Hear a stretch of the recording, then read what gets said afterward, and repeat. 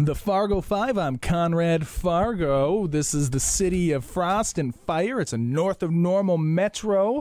People want to know all about this place. So we're here with Sunet from Concordia College. Hello, Sunet. Hello.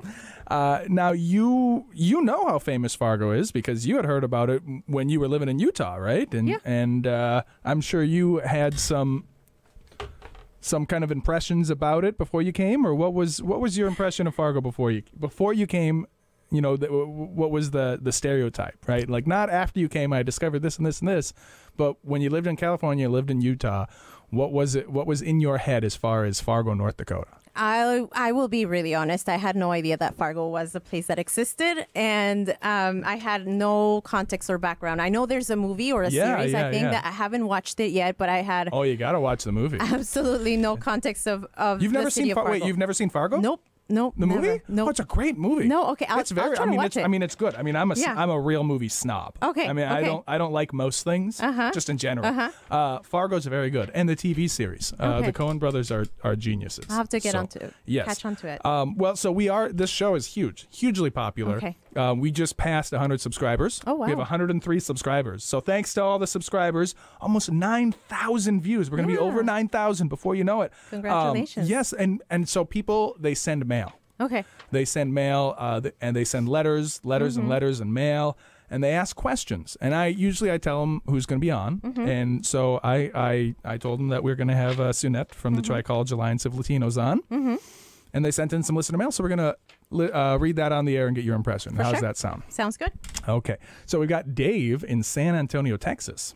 He says, "Hola, I'm interested by the intersection of Latino cuisine and Fargo's food culture. Have you come across any hot dish recipes with Latino flair, like adding chorizo or jalapenos to the mix? And what's your take on the concept of Lutefisk tacos? Oh. Do you think Fargo could be the next hotspot for innovative food fusions?" Oh, wow. That's a loaded question. I have not tried Lutefisk or tacos in that sense. I think it would be interesting to try.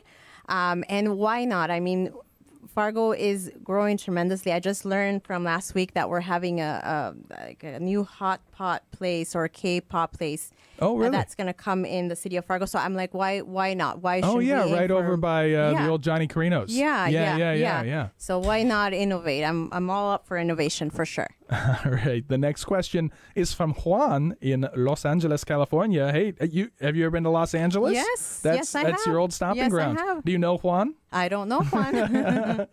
He says, I've always been fascinated by the rich tapestry of Latino culture. How does Fargo celebrate Latino holidays or traditions? Are there any local events or festivals that showcase Latino art, music, or cuisine in Fargo? I'd love to learn more about the intersection of Latino culture and Fargo's vibrant community. Yeah, I think when it comes to Latino cultures or celebrations, it's really, and when you're talking specifically about in the U.S., right? I think it really comes down to the traditions of our parents, of our grandparents, of the little pueblitos that our grandmas and grandpas come from. And so it will look a little bit different from place to place. Like if you go to Texas, things like Dia de los Muertos or other celebrations might look a little bit different from like if you go to LA and you're in the same similar celebration, but it might seem a little bit different. And then going into homes, each person does things in a different way. So I think it really depends on the place that you're at right now. I think we're getting some strength here in the Fargo-Moorhead area, which we're really excited about, and just being able to kind of make it more authentic to Fargo in regards to the Latino culture, but also the Latino needs as well, and the Latino perspectives that are growing here in the Fargo-Moorhead area, which will be absolutely different from other places as well. Very good. We've got one more. We've got Stan in Seattle, Washington. He says, and this one's not about, I think it's just about Concordia. He says, "Hey, folks, I've been pondering the mysteries of Concordia College and Moorhead, and it's got me scratching my head. Can you tell me, what does Concordia do to keep its students entertained? Are there any quirky traditions or events that make studying at Concordia an adventure?" Yeah, I can think of a few traditions that are kind of funny. One of them is I think there's a lot of traditions at Concordia, but one of them that always took me by surprise was the day before graduation. Students jump into, or the day after graduation, I believe students jump into Prexy's pond. In the middle of the campus, we have a small pond, and they jump into Prexy's pond, and you hear all of these crazy stories about what happens after you jump into Prexy's pond and the stink that comes out of that pond. No. And so it's, where is this? What pond is this? Inside our campus. Okay. It's and right what inside month? Our campus. What month did they do this at? I think I can't remember if it's 1 week before graduation or the night of commencement. So we're talking like May. Yes. So it's warm. It's warm. And it's a pond. So yes. it's not. This isn't like a polar bear plunge. No. Like It's a small pond. It's a small duck pond. Stinky duck pond. Yeah. Okay. So you just hear about all of these anecdotes from alumni. But in general, there's a lot of things happening at Concordia. It's a small school, but our students are just super busy, extremely busy all the time.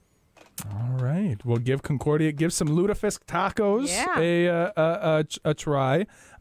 Since we're talking about tacos and you like talking about Latino culture, tell me about flour tortillas. Are they like they're blasphemous? I mean, we're not supposed to eat them, or what? How do you feel about that? And would Lutefisk in a flour tortilla be just like the most Midwestern thing you could imagine, or how do you feel? How do you eat your tacos?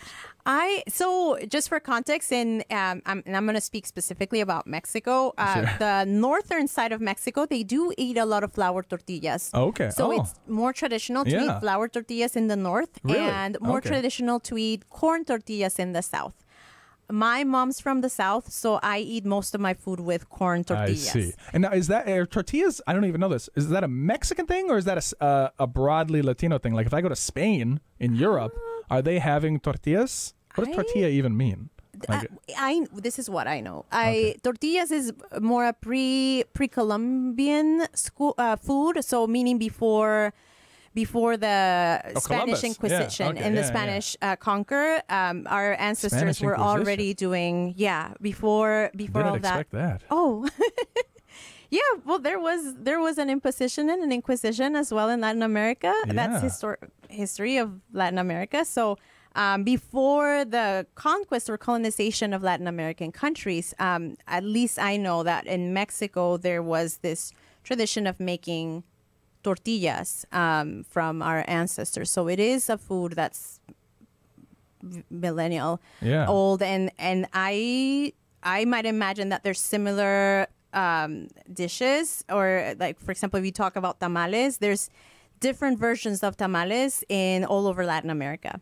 What's a tamale? A tamal is basically you get corn masa or corn dough, and you stuff it with different meats or different vegetables, and you cook it, and there you go. It's an amazing dish. So if anybody hasn't tried a tamal in Fargo, they should definitely go and look into their local Latino restaurants around and see if they can get a taste of it. Very good. We're going to listen to cafe. Ooh, what is this? We got two consonants on top of each other. Tacvba. What is it? Sure. It is. It's Old Spanish, and it's pronounced Café Tacuba. Tacuba. Oh, Yeah. okay. So it's just a U. You're using a V, but it's really just a U. Yes. That's cheating. Yes. And then, ojalá que llueva café. Ojalá que llueva café. There you go. We're going to listen to that. And when we come back, Fargo Fresh. So don't go nowhere.